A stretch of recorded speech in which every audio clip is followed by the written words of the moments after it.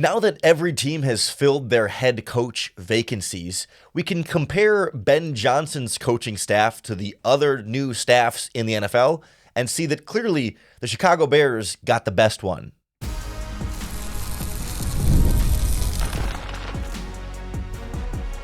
You are Locked On Bears, your daily Chicago Bears podcast. Part of the Locked On Podcast Network, your team every day. This is Locked On Bears, and I'm your host, Lauren Cox. I'm here to bring you your daily, in-depth Chicago Bears news and analysis. You can follow me on Twitter at CoxSports1, and you can follow the podcast at Locked On Bears on TikTok, Instagram, Facebook, Twitter, and the Locked On Bears YouTube channel, where you can keep up with all of our video podcasts as well. Thanks for making Locked On Bears your first listen today. We're part of the Locked On Podcast Network, your team every day.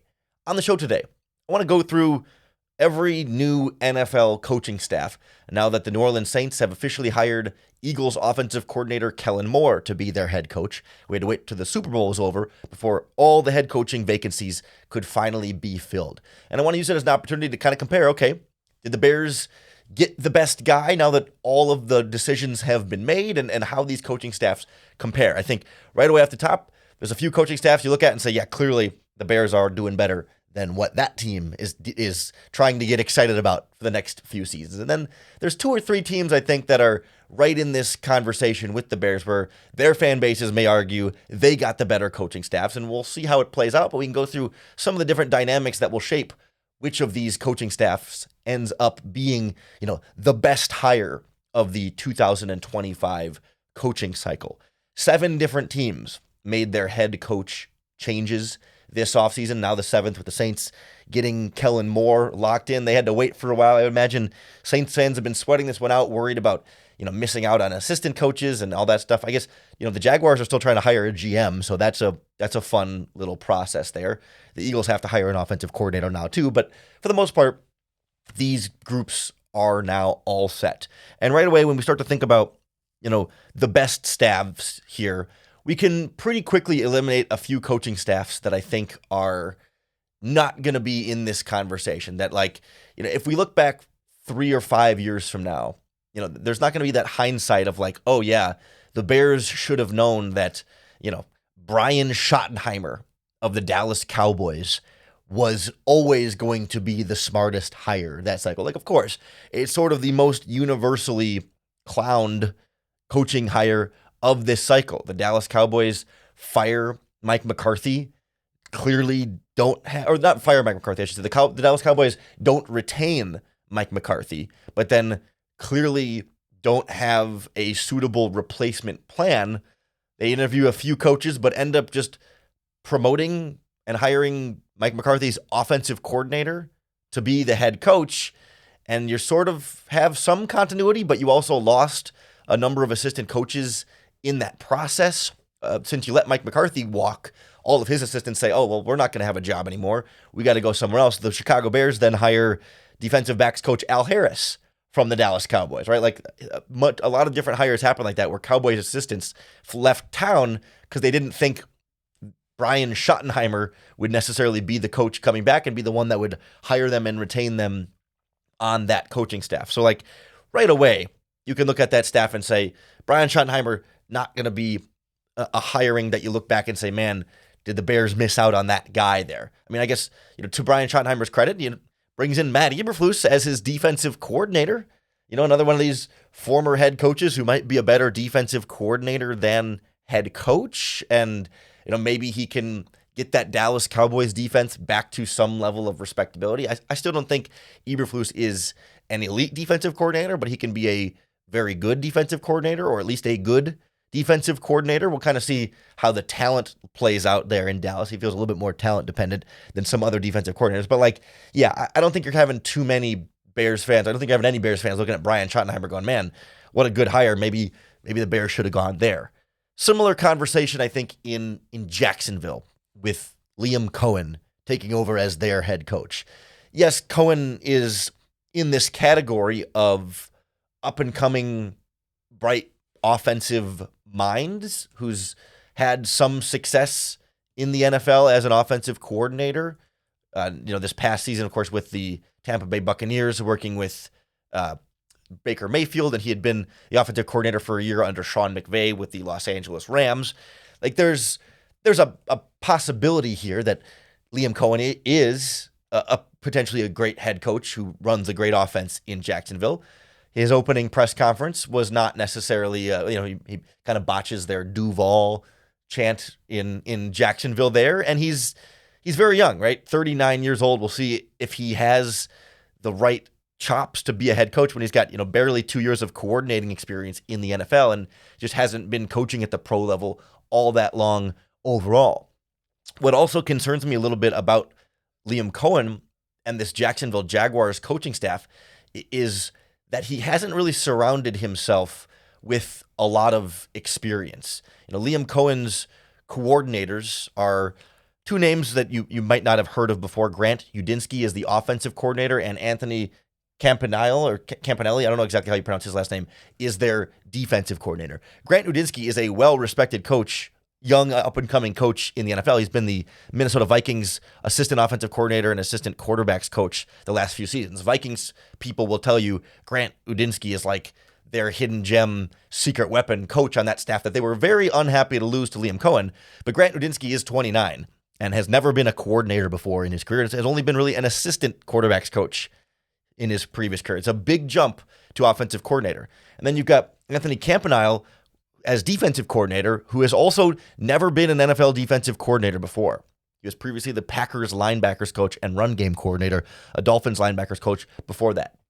So in Jacksonville, you have a young, inexperienced first-time head coach paired with a young, inexperienced first-time offensive coordinator and a younger, less experienced defensive coordinator. I mean, the defensive coordinator is the oldest and most experienced of the group, but not in the NFL. He's only been in the NFL since 2020. He's been a college coach for a while before that. But Jacksonville is gambling on a bunch of young coaches all trying to figure it out. And maybe they'll all figure it out and be a great coaching staff, but there's no way to know that going in, and no way for the Bears or Bears fans in the future to say, man, we all should have known that Liam Cohen and this super young Jaguars coaching staff was going to be, the next great thing that wow, how did the Bears not get that guy? That's just not going to be the case. If Liam Cohen and that staff is great, it's going to be a surprise to pretty much everybody. They might still be good, but to be great would be a surprise given the lack of all-around experience anywhere on that roster or on the coaching staff, compared to we talk about with Ben Johnson being able to pair himself with an experienced defensive coordinator in Dennis Allen, who has head coaching experience. You've got assistant coaches on both sides of the ball that have been around the NFL. Passing game coordinator Press Taylor's been an offensive coordinator before. Running backs coach Eric Bieniemy's been an offensive coordinator before. You've got guys with a lot of experience, so that a first-time younger head coach and a first-time younger offensive coordinator in Declan Doyle can lean on other guys' experience, and you've got a nice mix of perspectives and varieties in there. I also think the jury is still out on exactly what this New Orleans Saints coaching staff is going to look like, because Kellen Moore has not technically hired an offensive coordinator yet, but it sounds like Brandon Staley, the former Chargers head coach, is going to be their defensive coordinator. And while Kellen Moore could prove to be a head coach, I don't necessarily know that reuniting the 2023 Los Angeles Chargers coaching staff is the way to do this, right? In 2023, Staley was the Chargers head coach. Kellen Moore was the Chargers offensive coordinator for one season. They're now flipping that with Moore as the head coach, Staley as the offensive coordinator. That year, Brandon Staley went 5-9 before he was fired mid-season, and their outside linebackers coach, Giff Smith, was promoted to interim head coach there, notably not Kellen Moore. That team's defense ranked 24th. That team's offense ranked 21st. That was not a very good Chargers team that they're reuniting in New Orleans. And maybe with Moore as the head coach, he could be a better head coach than Brandon Staley was, and maybe Staley can be a better defensive coordinator than he was as a head coach, and you can start to talk yourself into maybe the Saints having something there, but not this wow, clearly star-studded great coaching staff that we all think is going to work. That to me is a big question. So that leaves then, I think, the Patriots, the Raiders, and the Jets. Those are the three staffs for me that I look at that if you look at the range of possible outcomes here, any of those three teams seem more likely than the rest to maybe have nailed it this this hiring cycle, depending on how things play out. So I want to kind of compare more closely the Bears staff to a couple of those veteran head coach staffs, and then the Bears staff to the other Lions coordinators staff next on Locked On Bears. This episode of Locked On Bears is brought to you by LinkedIn Jobs. As a small business owner, your work doesn't end when the clock hits 5. Your business is always on your mind, which means when it's time to hire, you need a partner that works just as hard as you do. That's where LinkedIn Jobs comes in. When you clock out, LinkedIn clocks in. LinkedIn makes it easy to post your job for free, share it with your network, and get qualified candidates all in one place. They've got features that help you write job descriptions and then put your job in front of the right people with deep candidate insights. That's why 72% of small businesses say LinkedIn helps them find high-quality hires. I'm a member on LinkedIn. I would bet you might be a LinkedIn member. And if you're not, a lot of your friends, family members, and coworkers are all on LinkedIn. So it's a great place to find great candidates. Post your job for free at linkedin.com/lockedonnfl. That's linkedin.com/lockedonnfl to post your job for free. Terms and conditions apply. The Bears interviewed a bunch of different coaches throughout this process, and we talked about most of them throughout the job. And I think when you polled Chicago Bears fans of like, okay, how would you rank the hires, or who would you want the Bears to hire? Obviously, Ben Johnson was always kind of number one for most people, but then there were some people that were really high on Mike Vrabel and wanted him to be the Bears coach. Some people were very high on Aaron Glenn and wanted him to be the Bears coach. And I think a smaller faction wanted Pete Carroll to be the Chicago Bears head coach. You get a lot of other people arguing for Liam Cohen or Kellen Moore, and certainly not Brian Schottenheimer. But these other three are all names that I think we all would have seriously considered up to some point. Vrabel maybe was never really an option because he was always going to the New England Patriots, but still he's a coach that a lot of Bears fans want. And I think I want to sort of split this by like Ben Johnson versus the veteran coaches that have been the rehires of Carroll and Vrabel, and then Ben Johnson versus Aaron Glenn as sort of like the two Lions assistant coaches, offensive and defensive coordinators that we're gonna compare to each other for the rest of their head coaching tenures here.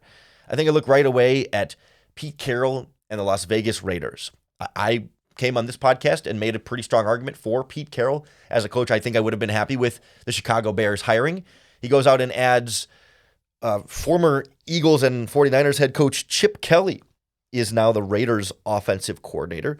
And he goes out and gets, I think he retained, Patrick Graham. I don't know if he'd been with the Raiders before. I don't know if this was a retention right now or if it's sort of a return for him. Yeah, he's been retained by the Raiders as defensive coordinator as far as reporting has gone on that. But he was a defensive coordinator in the past with the Miami Dolphins and has been a long-time defensive line coach and linebackers coach in the NFL. So a lot of experience on that Raiders staff, and that's not just Pete Carroll's age, but like longtime offensive coordinator, longtime defensive coordinator.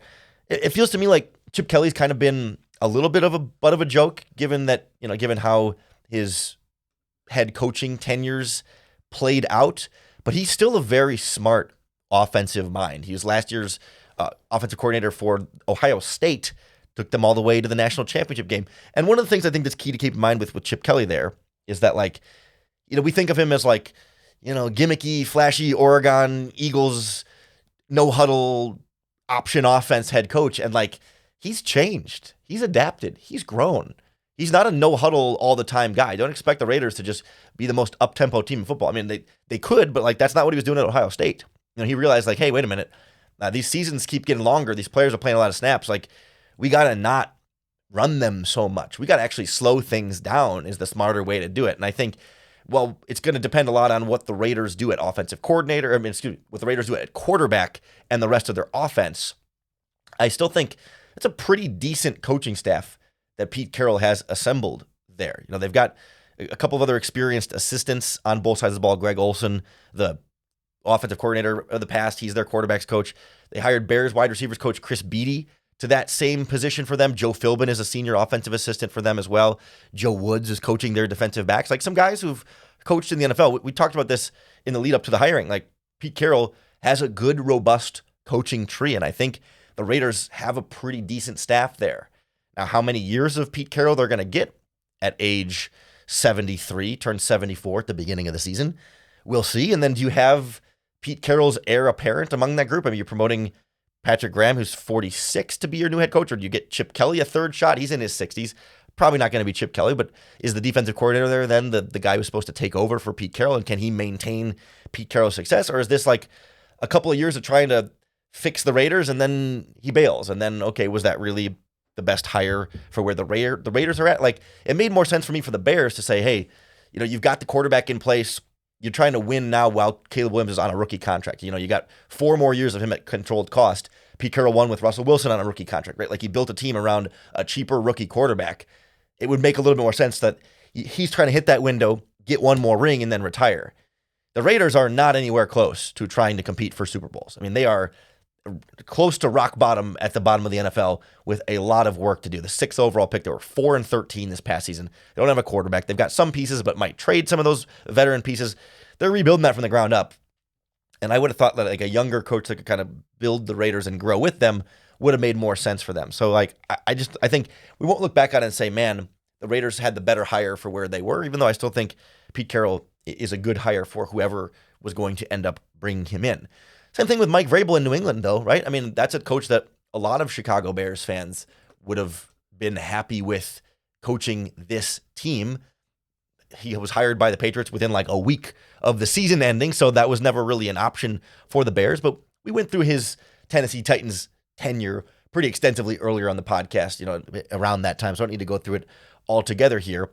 But like, it doesn't feel to me like the rest of the coaching staff he's assembled there has been like some sort of home run hire. He got the Lions defensive line coach to be their defensive coordinator, but he was previously the Titans assistant coach on defense. He was their defensive line coach in Tennessee with Mike Vrabel. So he just kind of got the band back together with his defensive coaching staff and then kept Josh McDaniels as the Patriots offensive coordinator.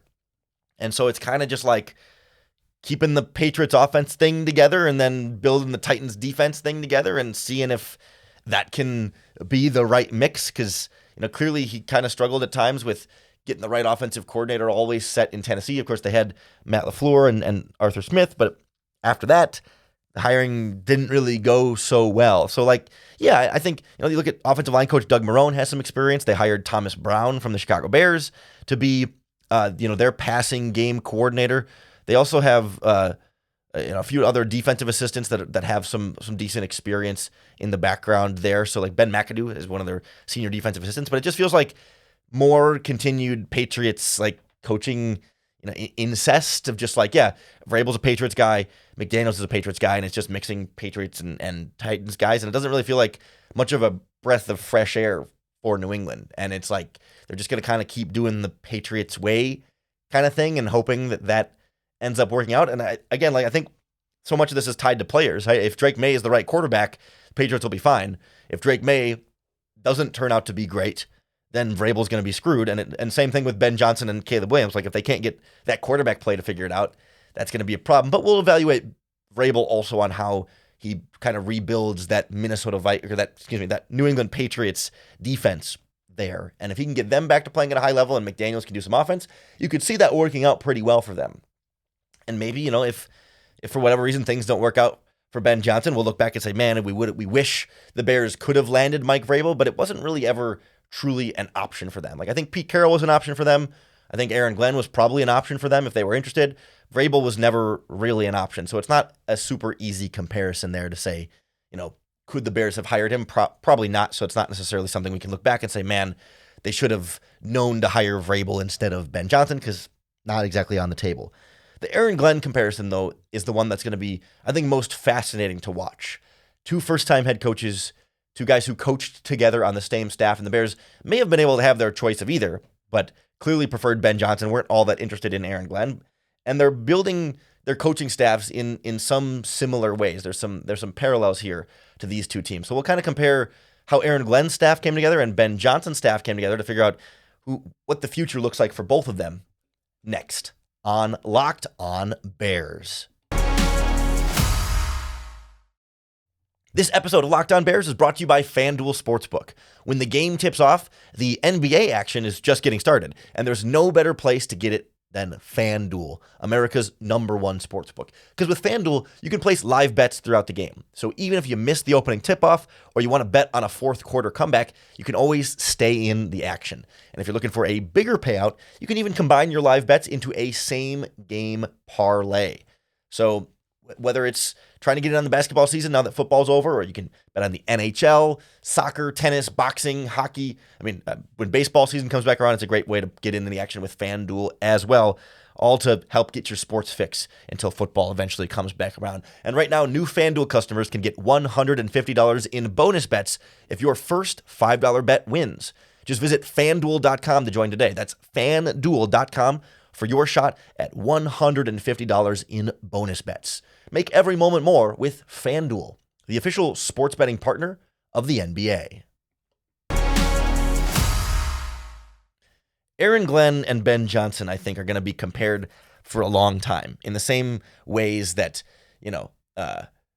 Caleb Williams and Jaden Daniels are going to be tracked, side by side, #1, #2 pick for a long time, the same way that for a while, it was Trubisky and Mahomes and Watson's, everyone who starts from the same place at about the same time are going to be linked forever in that way. But especially because, both guys have made an effort to try and bring in some experienced outside voices, but also some familiar faces and guys who they know they could trust with some of their Lions background. They're both doing some different ways of bringing the success of Detroit to their respective teams in different ways. And it'll be really fascinating to see which one can recreate that, or not recreate it, but create their own version of that on their new team. Lions East in New York, Lions barely west in Chicago, southwest from Detroit, I guess, technically, but, that's not really Lions Midwest. It doesn't really work very well for Chicago. But, when you look at Aaron Glenn, for example, he kind of got the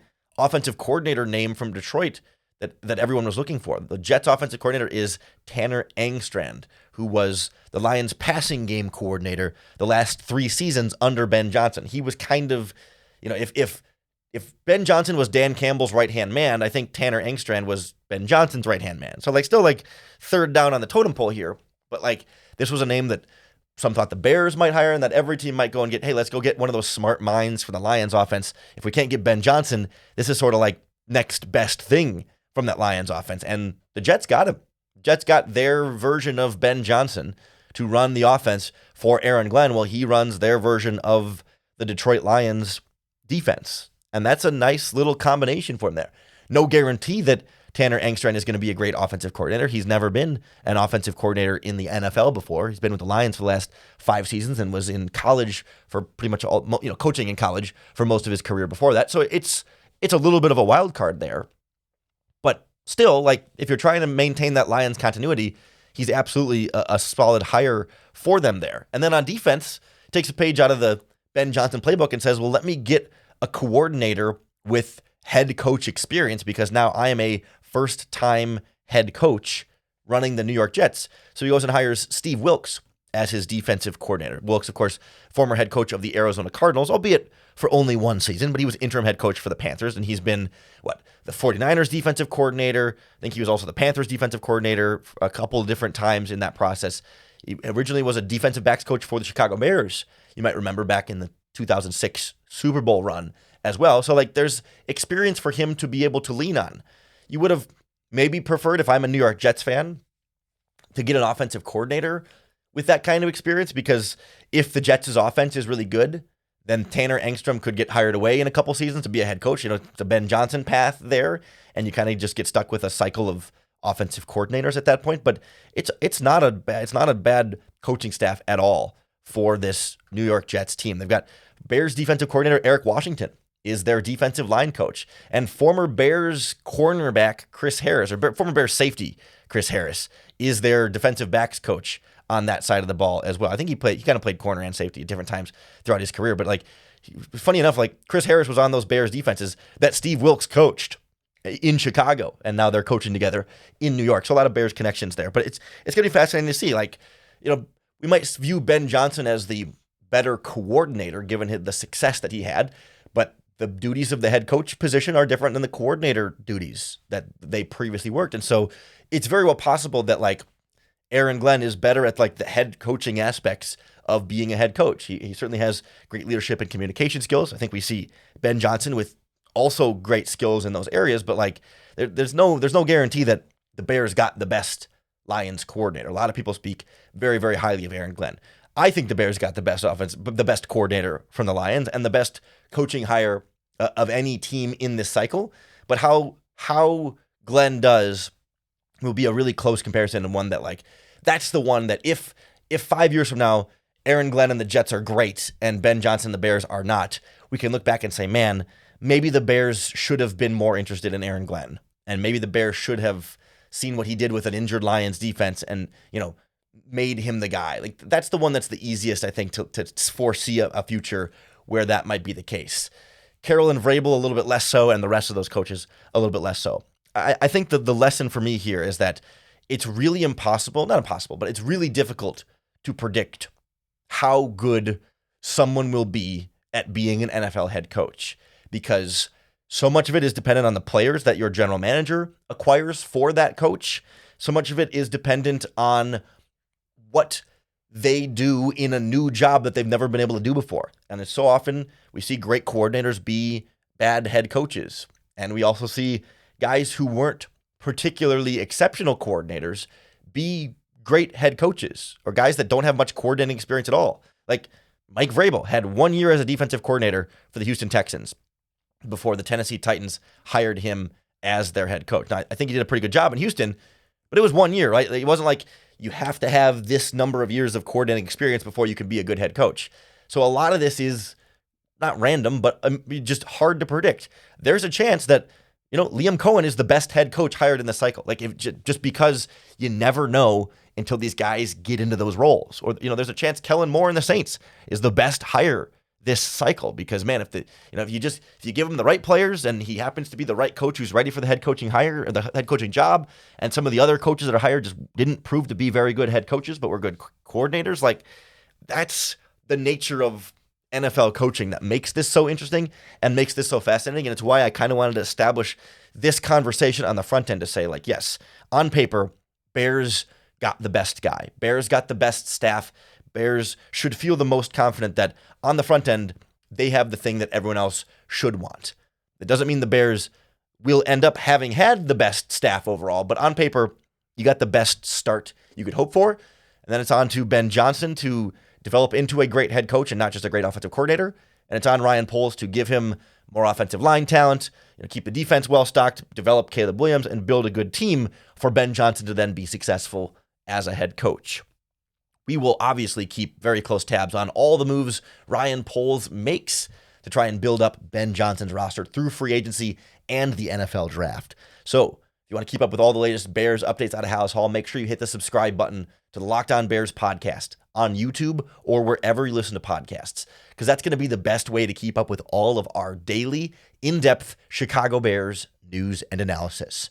Thanks for making Locked On Bears your first listen today. We're part of the Locked On Podcast Network, your team every day. Make sure you come on back tomorrow, make Locked On Bears your first listen once again for another opportunity to bear down.